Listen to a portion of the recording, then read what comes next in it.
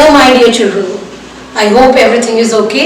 Now I am going to start with Deep Water, lesson number 3rd in your main textbook Flamingo. उससे पहले थोड़ा सा मैं आपको इनके राइटर के बारे में बता दूं. The story is written by William Douglas, whose full name is William Orville Douglas. He was an American jurist and politician who served as an associate justice in the Supreme Court of United States. So this is much.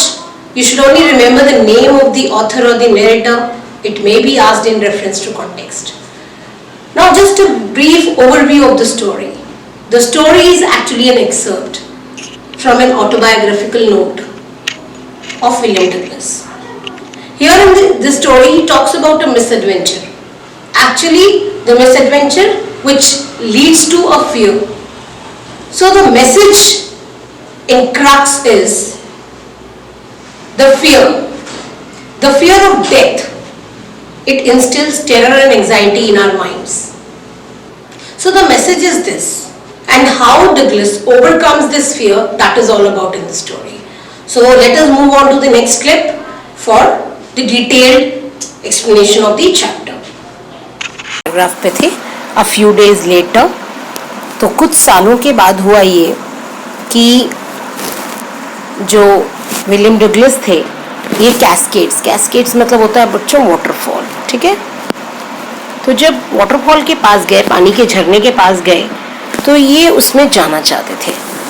और इन्होंने जब भी ऐसा किया, चाहे वो टीटन नदी में चलने की बात हो, या बम्पिंग रिवर में नहाने की बात हो, या वार्म लेक में नहाने की बात हो, वार्म लेक होट रॉक्स के पास है, तो हर बार पूल में जो डर उन पर हावी था वो उनको पूरी तरह सीज कर लेता, कैप्चर कर लेता, और वो इतना ज़्यादा डर जाते थे, उनके पाँव कांपने लगते थे, पैरालाइज हो जाते थे, और एक अजीब सा डर उनको ग्रैब कर लेता था, आइसी हॉरर, ठंडा डर. और मतलब ये हैंडीकैप, ये उनके लिए एक विकलांगता बन गई, हैंडीकैप बन गई. और ये सालों तक उनके पास रही, सालों तक उनके साथ रही. जब वो कैनोज बच्चों होते हैं, फ्लैट बॉटम बोट्स होते हैं, ठीक है, फ्लैट बॉटम बोट्स होते हैं ये. और जब मेन लेक्स में वो जाते थे फिशिंग करने, पहले भी जाया करते थे, तो लैंडलॉक्ड साल्मन, ये लैंडलॉक्ड साल्मन जो है, ये एक किस्म की स्पीशीज होती है वहाँ पर, जिनको हम लेक ट्राउट भी कहते हैं. और स्पेशली ये वहाँ के अटलांटिक और नॉर्थ अमेरिका एरिया में जो लेक हैम्पशायर है, वहाँ पर ये ज़्यादा पाए जाते हैं, ठीक है. तो ये वहाँ पर जब गए, तो अब इनको प्रॉब्लम ये आने लगी कि जो है फिशिंग करने जब भी जाते, बैस भी एक किस्म की मछली है, ठीक है, और जो न्यू हैम्पशायर में मिलती है. ट्राउट भी एक स्पीशीज़ है मछली की, जो डेस्ट्यूट्स में है, और मेटोलियस ओरेगॉन नाम की एक जगह है, वहाँ पर पाई जाती है ये. तो ये साल्मन मछलियाँ जो कोलंबिया में मिलती थी, बम्पी लेक्स में थी, मतलब ये सारी चीज़ें, ये सारा उनका मन का डर जो था, जिसने उनकी इस फिशिंग जो उनकी हॉबी थी उसको भी रूइन कर दिया, बर्बाद कर दिया. और जब भी वो इस किस्म के किसी भी पानी वाटर बॉडीज़ के पास जाते थे, वो उनका हॉन्टिंग फियर, वो डर उन पर काबू पा लेता. तो इस विकलांगता ने, इस हैंडीकैप ने क्या किया, ये क्वेश्चन अक्सर आता है बच्चों शॉर्ट आंसर क्वेश्चन में, कि इस हैंडीकैप ने उनकी फिशिंग ट्रिप्स को बर्बाद कर दिया, उनकी सारी कैनोइंग, बोटिंग और स्विमिंग, ये सारे जॉयस से उनको डिप्राइव कर दिया. डिप्राइव का मतलब डिवॉइड होता है, वंचित करना होता है, ठीक है. तो ये हो गया आपका ये पैराग्राफ. अब आते हैं नेक्स्ट में. तो ये ऐसे चलने वाला तो नहीं था, इसलिए उन्होंने इसका एक तरीका निकाला. उन्होंने कहा नहीं, बहुत हुआ, अब मुझे इस डर पे काबू पाना पड़ेगा, और ये डर वरना मुझे ज़्यादा देर तक जो मेरे साथ रहा तो मैं अपने शौक कभी पूरे नहीं कर पाऊँगा, ठीक है. तो उन्होंने इस डर से काबू पाने का एक तरीका ये निकाला कि अक्टूबर का मंथ था, इन्होंने डिसाइड किया कि बस बहुत हुआ, अब मैं एक इंस्ट्रक्टर हायर करूँगा और वो इंस्ट्रक्टर मुझे सिखाएगा स्विमिंग. तो ये पूल गए और हफ्ते में 5 दिन ये प्रैक्टिस करते थे, 1-1 घंटा डेली, ठीक है।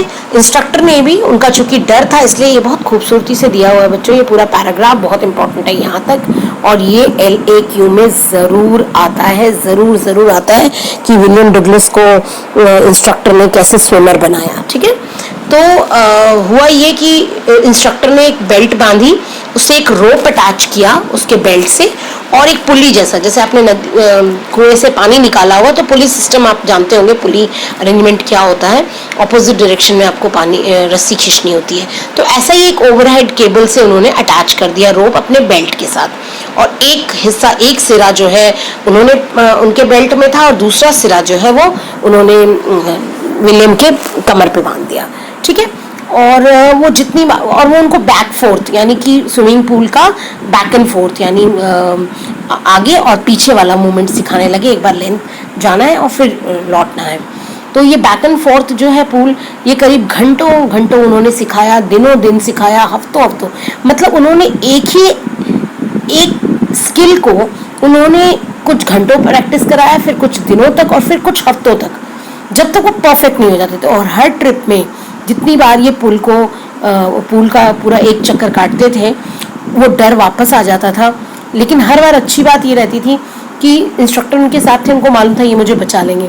तो ईच टाइम इंस्ट्रक्टर जब भी अपना हाथ थोड़ा रिलैक्स करते थे, ये पूरी तरीके से डर जाते थे कि अब मैं गया, लेकिन फिर इनको कहीं ना कहीं विश्वास था कि ये जो है इनको बचा लेंगे इंस्ट्रक्टर, और इनको इस तरीके से कुछ होने नहीं देंगे। तो इन्होंने फिर उसके बाद नेक्स्ट चीज़ सिखाई। नेक्स्ट चीज़ क्या थी कि उन्होंने ये सिखाया कि किस तरीके से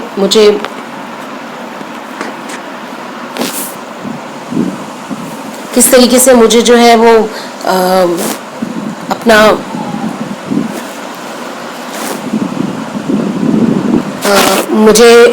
जो है वो जो डर है उस पर काबू पाना है। तो उन्होंने एक एक बिट इसकी जो है वो ठीक की। ठीक है,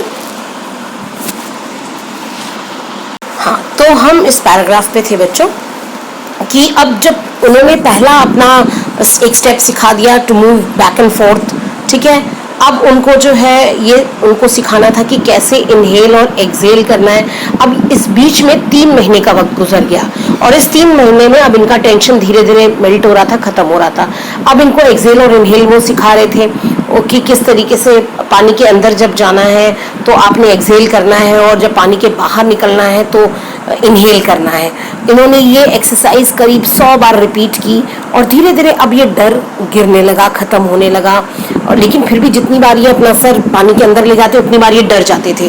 तो अब इन्होंने क्या किया कि अब साइड पर, ये नेक्स्ट 3rd स्टेप था, पुल की साइड पर उसको पकड़ लेते थे और उसको कहते थे अपने लेग से तुम किक करो। ठीक है, और खूब थ्रैशिंग लेग्स की मूवमेंट सिखाई।